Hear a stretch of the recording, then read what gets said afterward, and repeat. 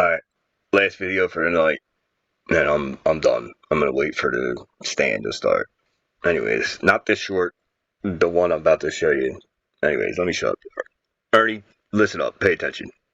How do you get away with stabbing somebody in a prison where there's cameras everywhere? How do you get away with running into somebody's cell and, stabbing them to death? Sometimes you could switch cells, like you come in from a chow or you come in from yard and you would switch cells, and then that person, or you have the people like, hey, you come to my cell, this guy goes to there because he's on my A side, you're on C side, and you go in there like that and do like sort of a swap, and then that way when the time comes and you're down in that blind spot, you book them.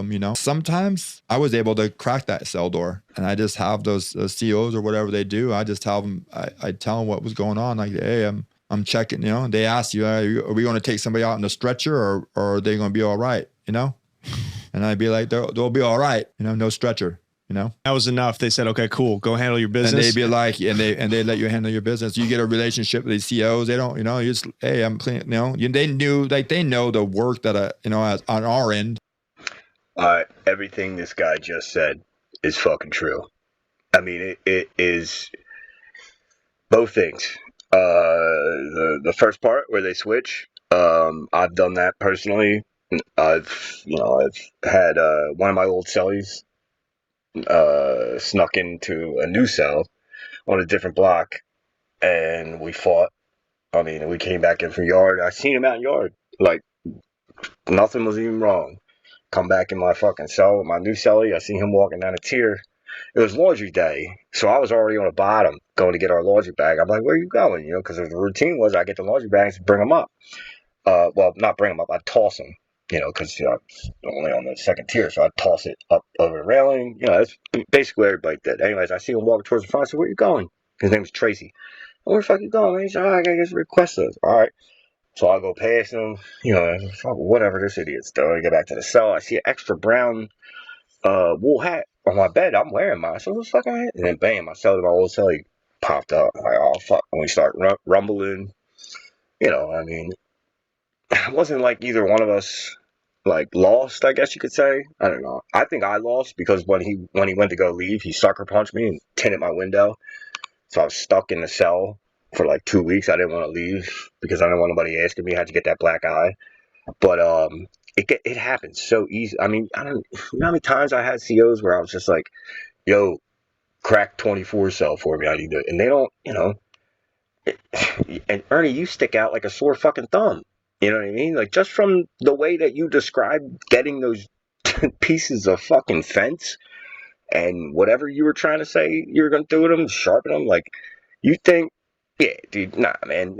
Just from me hearing you say that, I know that you lied about, well, I already know you lied regardless, but does anybody remember when he did that little few days in jail or week in jail, and then he came out and said he did all this cool shit in there and all this different shit? I could tell just by the way, you didn't do nothing but sit in your cell. You were terrified, man. You were scared. And what do you think you're going to do anyways? You think you're going to like I say, your only chance would be to sharpen it during the day, because if you sharpen something at night, everybody else can hear that when you're grinding it on the ground. So you think somebody's going to let you sharpen something?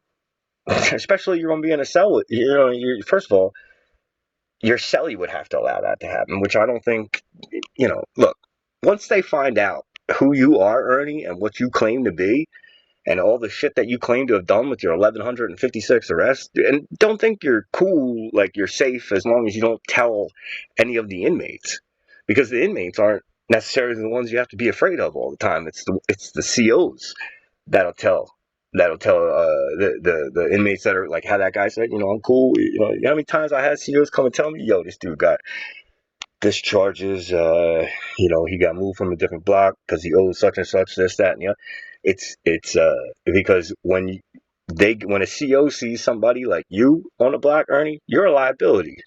You could get hurt, you could get jammed up, or you could end up telling on them. And if they're letting somebody get tattoos done or any kind of shit like that, you're a liability. You gotta go.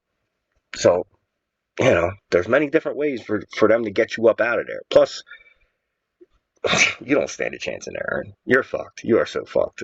Anyways, I'm out. Ern, eat a dick.